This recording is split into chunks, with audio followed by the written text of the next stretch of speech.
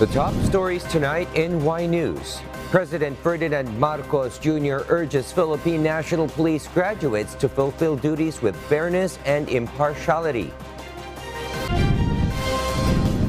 Department of National Defense through the Armed Forces of the Philippines vow to help bring justice for the slain Negros Oriental Governor Roel de Gamo and other victims.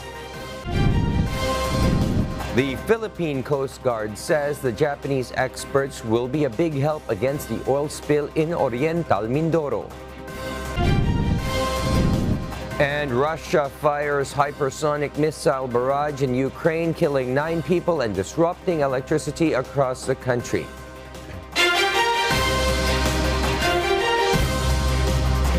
Good evening, Philippines and the world. Today is Friday, the 10th of March, 2023. Join us in the next hour as we deliver today's top stories around the Philippines and in other parts of the world. We are also seen in 1,935 satellite monitoring centers nationwide and via live streaming worldwide through the UNTV News and Rescue social media channels. I am William Theo.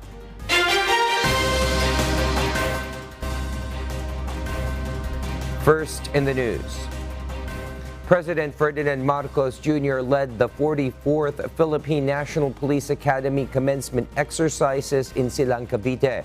The chief executive urged the graduates to observe justice and service with high morality. Nel Maribuhok reports. President Ferdinand Marcos Jr. reminded the graduates of the Philippine National Police Academy or PNPA to be morally upright and be catalysts of restoring the public trust in the police force. In his speech during the 44th commencement exercises of the PNPA Masid Talak class of 2023, the President reminded the graduates that this is only the beginning of their ceaseless pursuit of honor, integrity, and service. I also ask you to be catalysts for restoring public trust in the Philippine National Police and to be recognized as protectors and defenders of peace, order, and human rights. The Bureau of Jail Management and Penology as safekeepers of the general welfare of those persons deprived of liberty. And the Bureau of Fire Protection as protectors of the nation from fires and other emergencies. The chief executive told the new police officers to fulfill their duties with fairness and impartiality. Most importantly, keep in mind to fulfill your duties and responsibilities with fairness and impartiality regardless of status in society. Public service must be devoid of prejudice, of favoritism, or discrimination, for all Filipinos are entitled to equal rights and opportunities. PBBM congratulated them for completing their cadetship program despite the limitations imposed by the COVID-19 pandemic. The PNPA reported that of the number, 186 will join the Philippine National Police, 11 to the Bureau of Jail Management and Penology, and 11 to the Bureau of Fire Protection. Nel Maribuhok, UNTV News and Rescue. We serve the people, we give glory to God.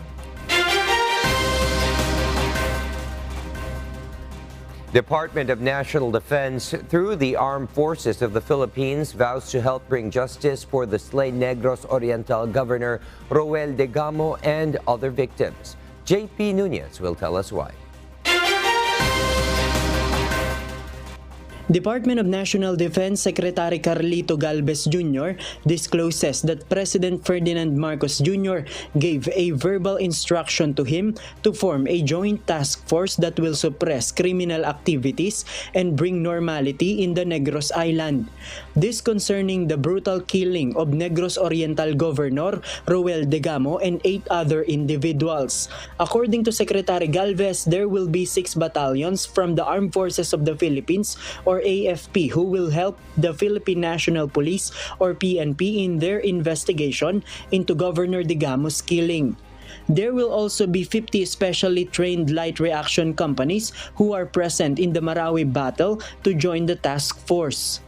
Talagang gagawa tayo ng tinatawag na dragnet, and also we will try to really secure the families of the victims and also the families of the witnesses. So kailangan talaga natin yung ma-deploy yung mga forces so that talagang makuha natin lahat yung mga nakita natin na identified suspects. So we are announcing that for those still fugitives na nakita natin na nahandun pa, na nagtatago, sumuko na kayo dahil kasi sinasabi nga namin na you have nothing to hide. You can run, but talagang hahanapin namin kayo.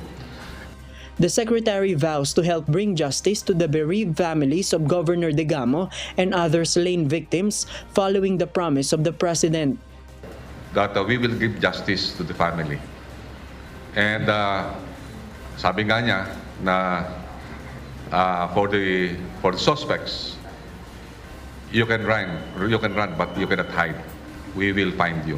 The Joint Task Force will also help the police to cordon off the Negros Island to prevent the suspects from leaving the area.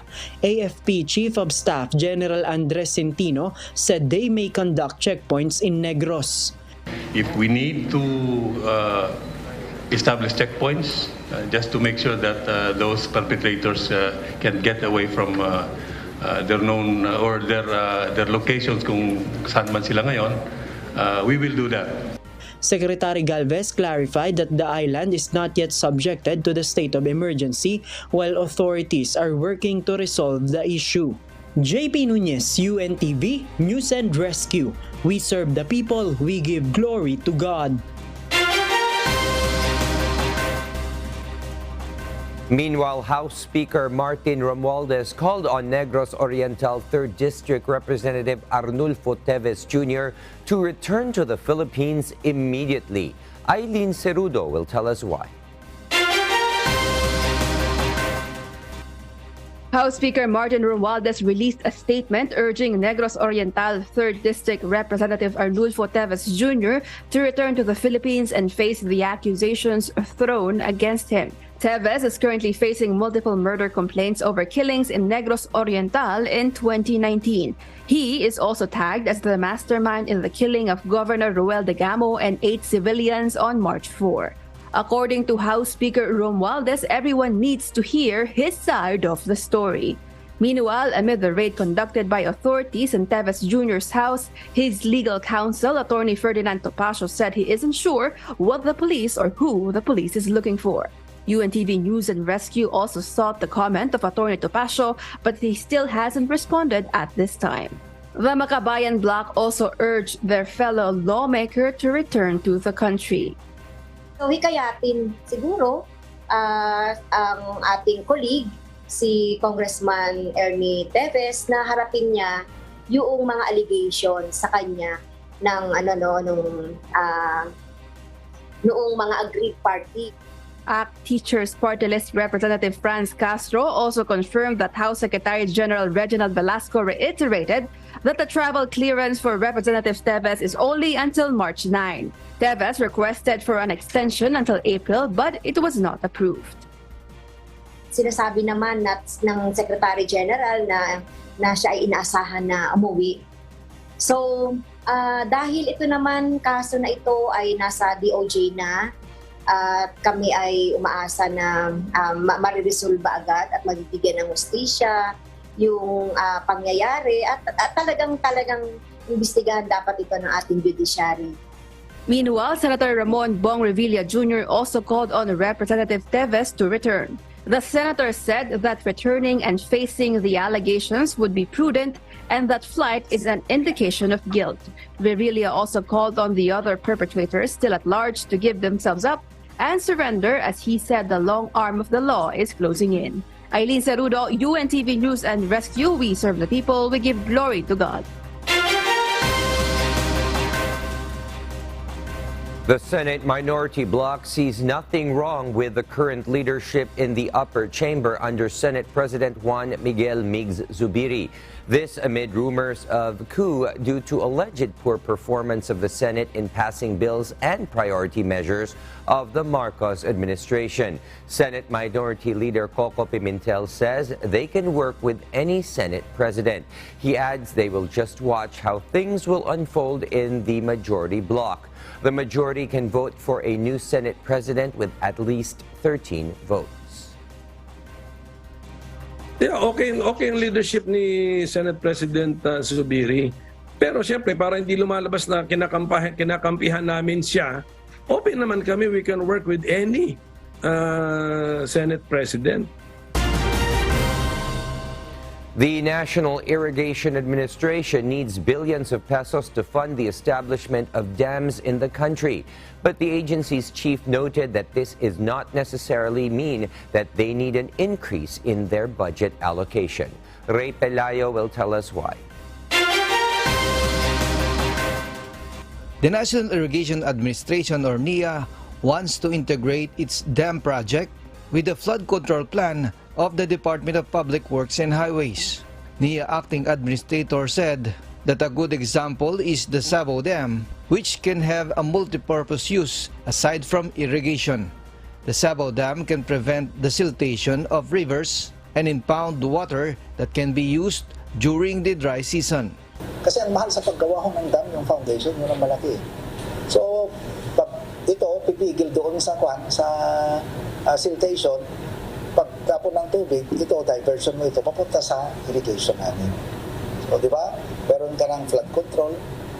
Because of the design, it can also attract tourists. Meron ka ng irigasyon, magkakaroon ka pa ng tourism dito kasi in between, parang swimming pool to eh. Di ba? At ito, pagtapon ng tubig, parang waterfalls. Gillian noted that they need 200 billion pesos in a year to build dams in different areas of the country to increase rice production. But this can be harmonized with the flood control project of DPWH. I think dapat nasa 200 billion ang investment natin sa dams per year para substantial yung accomplishment sa 6 na taon, sa 5 taon na natitira. Gillian said that dams can also be used in sources of electricity and for aquaculture. Ray Pelayo, UNTV News and Rescue. We serve the people. We give glory to God. And for our news abroad, Russia's biggest attack against Ukraine in weeks has once again caused fatalities, left hundreds of thousands without power, and caused a nuclear power plant scare. Jane Robbins explains why live. Jane? Kath, Ukraine's critical military infrastructure and residential buildings were hit a barrage of over 80 hypersonic missiles and exploding drones, killing 9 people and disrupting electricity across the country. While Ukraine was able to intercept over 30 cruise missiles and 4 drones, according to the chief commander of Ukraine, however, was unable to intercept the 6 Kinzhal hypersonic missiles, as well as anti-ship and anti-aircraft missiles fired by Russia. Considered to be one of the biggest in recent weeks, the attack put the Zaporizhzhia nuclear power plant at risk of a meltdown as cooling systems were disrupted due to the electricity being cut off for half a day. In his nightly video address, Ukrainian President Volodymyr Zelensky expressed his condolences to the victims and spoke about the nuclear power plant threat. Цього удару Запорізька атомна станція була знов від'єднана від енергомережі. Це критична ситуація. І Росія йде свідомо на створення таких критичних ситуацій на наших атомних об'єктах. Це просто вже за визначенням означає, що Росія не може бути сумлінним учасником будь-яких відносин в атомній сфері. А отже, чим швидше російська атомна галузь опиниться під санкціями, тим безпечніше буде світу. Back to you, Cass. Thank you, Jane Robles, for that report live from Vietnam. California Governor Gavin Newsom declared a state of emergency for 21 counties on Thursday, March 9, in anticipation of heavy rainfall, strong winds, and potential flooding in the U.S. state.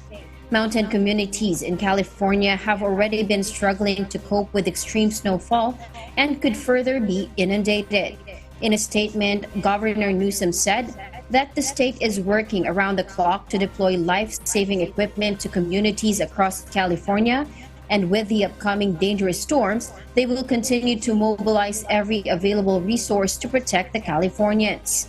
According to a meteorologist, due to the combination of heavy rainfall and rapidly melting snow, flooding in lower-lying areas are of great concern. Although the storms have helped boost California's water supply due to years of extreme drought, it also caused destruction and hardship in the state. We'll share more global stories with you later, but for now, back to you, William. Yes, thank you, Kath. For those watching our live streaming on YouTube, please click the subscribe button you see on your screen and ring the bell for notification. You may also follow us on Facebook. The Commission on Elections, or Comelec, said that President Ferdinand Marcos Jr. is fully supportive of the reforms in the electoral process of the country. Dante Amento reports. President Ferdinand Marcos Jr. attended the last day of the 2023 National Election Summit today, March 10. The chief executive stressed taking seriously several reforms in the election process of the country. These reforms are based on recommendations from different election stakeholders for more efficient and reliable results in elections. And given these findings, let us take these matters seriously, as the outputs obtained from these activities are indisputably significant. We must act on it decisively and enforce concrete measures to turn our plans into reality. PBBM urges the Commission on Elections, or Comelec, to be open for recommendations from experts and Filipino voters. So as we engage with discussions amongst our students and the Filipino youth, we likewise promote and encourage them to form and cast an informed vote, as well as discerningly choose the leaders of our society.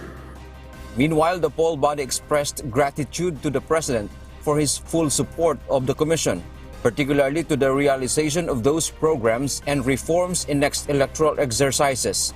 Ang mismong Pangulo ang nagbulong kanina na kung ano man yung kailangan ng Comelec, lalo pat mapapaganda at may improve ang ating eleksyon sa 2025 at sa mga susunod pa, the Executive Department will always be 100% support sa Commission on Elections. Sabi niya, kung kinakailangang palitan talaga ang mga makina, then so be it, let's change the system. Comelec Chairman George Erwin Garcia said amid those reforms that need to be implemented, they are hoping for the Congress to give them enough budget. Dante Amento, UNTV, News and Rescue. We serve the people. We give glory to God.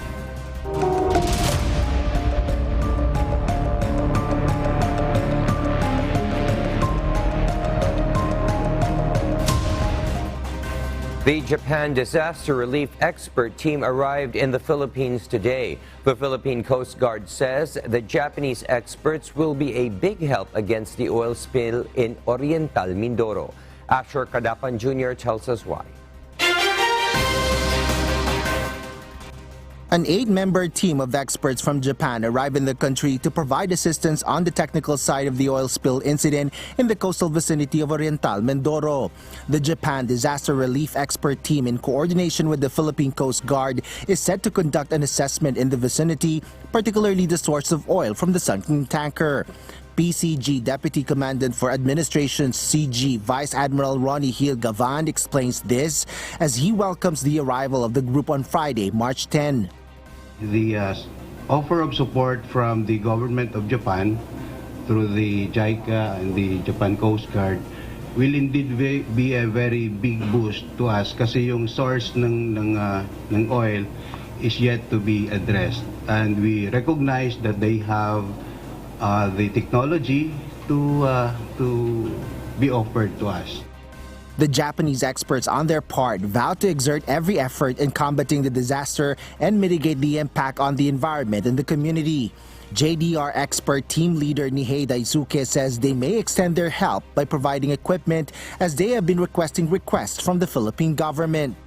Some of the equipments are in the process of being brought to here. But again, after we conducted latest survey on the assessment on the needs on the site, we will make a consideration. We will take it into consideration to do some additional provision of the equipment. The experts from Japan will start their ocular inspection and evaluation of the situation off the coast of Oriental Mindoro tomorrow, March 11. Asher Kadapan Jr., UNTV News and Rescue. We serve the people, we give glory to God. Residents in Oriental Mindoro have also expressed their desire to participate in the oil spill cleanup drive. In line with this, health experts remind those who will be involved with the oil spill cleanup drive to wear personal protective equipment. Gladys Tawabi will tell us why. 77 coastal barangays are already affected by the oil spill incident in Oriental Mindoro. To guard the residents against its harmful effects, the provincial government has implemented no water activities. Cleanup of oil spill may take months. That is why residents have expressed their intention to help as their means of livelihood are getting affected. In line with this, health experts have reminded all involved in the oil spill cleanup to always wear personal protective equipment to prevent acquiring any health problem. So complete gear dapat yung mga naglilinis, merong bota, tapos overall yung kanilang kasuotan, saka yung gloves. Kung maaari, magsuot sila ng kahit double mask kung wala silang N95 mask. Kasi nga, ito yung chemical na pwedeng magkaroon ng respiratory at saka skin problem. Aside from skin irritation, an oil spill may trigger respiratory problems such as chronic obstructive pulmonary disease or COPD, emphysema, and tuberculosis. Ang gagawin kapag nagkaroon ka ng irritation doon sa mga chemical, so any oil spill, paghugas lang kaagad ng kamay, sabon at tubig. Residents living near the oil spill affected areas are also advised to wear masks and avoid eating and drinking contaminated water to avoid other health symptoms. Gladys Tawabi, UNTV News and Rescue. We serve the people, we give glory to God. Power distributor Meralco releases a report today that they will charge power rates increase for this month. The agency said this is because of the increase in generation charge caused by the maintenance of shutdown of the Malampaya Gas 2 power facility. Bernadette Tinoy will tell us why. The Manila Electric Company or Meralco announced on Friday, March 10, the increased rate of 54 centavos per kilowatt-hour for the March bill, which brings the overall rate for a typical household of 11 pesos and 43 centavos. This means that for a residential customer who consumes 200 kilowatt-hour will bring an equivalent increase of 109 pesos. 163.50 pesos for 300 kilowatt-hour, 218 pesos for 400 kilowatt-hour, and 272.50 for 500 kilowatt-hour. According to Meralco spokesperson Joel Zaldariaga, the maintenance shutdown of the Malampaya Gas to Power facility caused the higher generation charge. The upward adjustment is because of the higher generation charge at 46.36 centavos per kilowatt-hour, basically caused by the scheduled maintenance shutdown of the Malampaya Gas to Power facility. Head of Meralco's Utility Economics Larry Fernandez added that the initial charge should have been over 87 centavos, but the agency coordinated with the supplier to defer the collection of portions of generation costs. Ang generation charge sana magtataas ng 87 centavos kung isang bagsak na in-implement. Tapos sa total rate, ang effect nito pag sinama na ang mga other factors like the VAT would have been a more than 1 peso increase. Meanwhile, as the dry season approaches, Meralco advised the public to have pattern for energy efficiency and reduce the consumption of electricity. Siguro gumawa tayo ng everyday pattern kung paano tayo gumamit ng kuryente. Pag sa pamamalansya, sabay-sabay na siguro lahat. Washing machine, ganun din. Let's try to maximize the use of our electrical appliances. But Meralco customer Joan Ogari said they will be put at a disadvantaged position amid the increase in electric bill. Hindi ko nga alam kung paano pagtitipid kasi tulad niyan, yung bahay ko, ang daming lamok. Gustuin ko magpatay ng ilaw, pagpatay ng ilaw, maraming lamok, electric pan din. Bernadette Tino, UNTV News and Rescue. We serve the people, we give glory to God. U.S. President Joe Biden revealed his federal budget plans that set the stage for his expected re-election bid next year. Marvy Delfin will give us the details live. Marvy? Yes, President Joe Biden laid out his spending proposals in Philadelphia on Friday, March 10, hoping to persuade the House of Representatives currently in control by the Republicans. Biden plans on increasing the current federal budget from $6.2 trillion to $6.8 trillion US dollars. In addition, he will aim to reduce the government's deficit by $3 trillion US dollars over the next 10 years by increasing the tax rates on companies and high earners. This includes a 1.2% increase in Medicare tax on incomes above $400,000, 7% increase on corporate taxes, 8% tax on stock buybacks, and a billionaire minimum income tax, which will account for a minimum of 25% tax on households worth more than $100 million. However, experts believe that the proposals have little to no chance of becoming official. Republican House Speaker Kevin McCarthy and other Republican representatives also added that Biden's plans were reckless and it has no intention to cut expenditures but to only increase the tax rates. On the other hand, this challenges the current Congress threat to deny any increase in the government's borrowing limit. This means that the government will be forced to cut costs or the economy will begin to go down. Kath? Thank you, Marvy Delfin, for that report live from Australia. And those are the reasons behind the news in other parts of the globe. I'm Kat Maraos, live from Bangkok, Thailand. Good evening. The criminal complaint against 7 respondents in the Salilig hazing case is now submitted for resolution according to the panel of prosecutors. In today's preliminary investigation, one of the suspects, Daniel Ferry, in a counter affidavit, another respondent, Earl Romero, reiterated his sworn statement during the inquest proceeding. Respondent Jerome Balot filed a motion for extension for the filing of a counter affidavit but was denied by the panel. Meanwhile, the 4 remaining suspects filed a motion for withdrawal for the conduct of a preliminary investigation, which was granted. In effect, the complaint is now submitted for resolution. The panel will decide either to indict the respondents in court or dismiss the complaint. The Municipal Disaster Risk Reduction and Management Office, Divilacan, Isabela, confirmed the arrival of rescuers for the retrieval of the Cessna 206 plane crash victims. Eileen Cerudo will tell us why. The retrieval team, composed of the members of the Divilacan Police Station, Bureau of Fire Protection, Philippine National Police Special Action Force, and the Philippine Army, are now at the crash site of the missing Cessna 206 plane to extricate the remains of the 6 occupants of the said aircraft. The head of Divilacan Isabela Municipal Disaster Risk Reduction and Management Office, Engineer Ezekiel Chavez, said the retrieval team headed to the crash site at 2 p.m. yesterday, March 9. Kanina, mga bandang 1:30, medyo malapit na daw po sila sa area ng crash site po. Pero ang estimate nila, mga alas 3 lang mamaya po makakarating sila dun sa site po. Medyo hindi naman sila nahirapan, ma'am, kasi hindi po umulan ng malakas. Madali silang nakatawid sa mga ilog.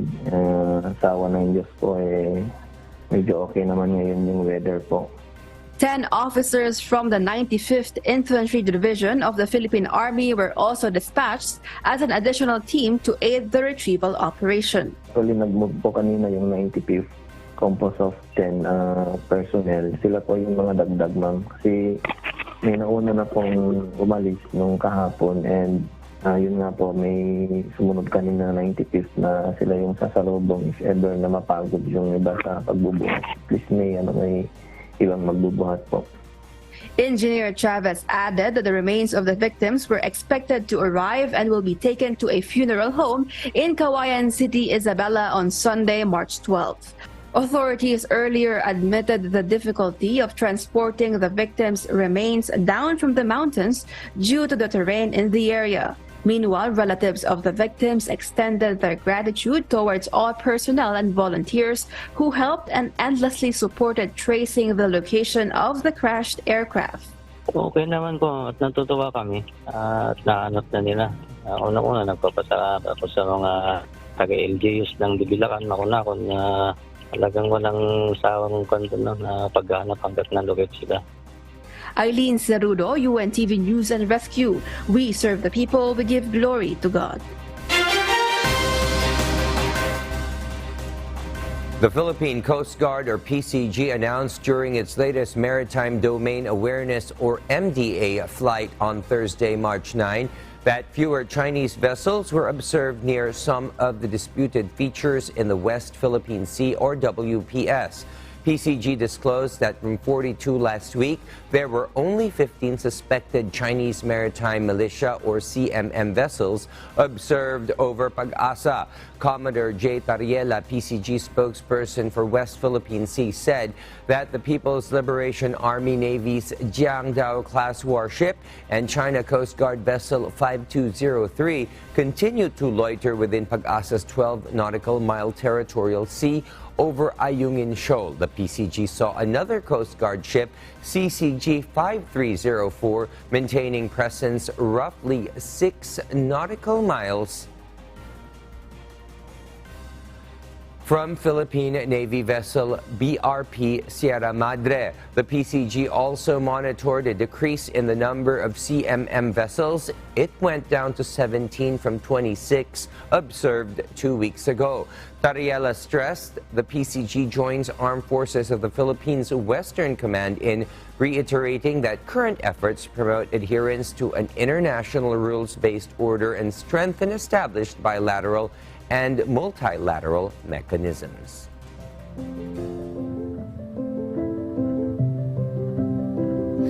Our kasangbahay, as the world faces these trying times amid the pandemic caused by coronavirus, we are inviting everyone to join the global prayer for humanity from Monday to Friday, 9:30 p.m. Philippine time through the social media accounts of Members Church of God International.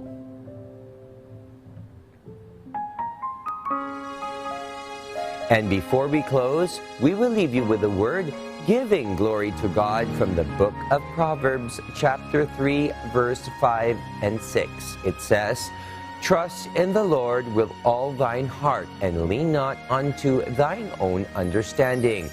In all thy ways acknowledge him, and he shall direct thy paths."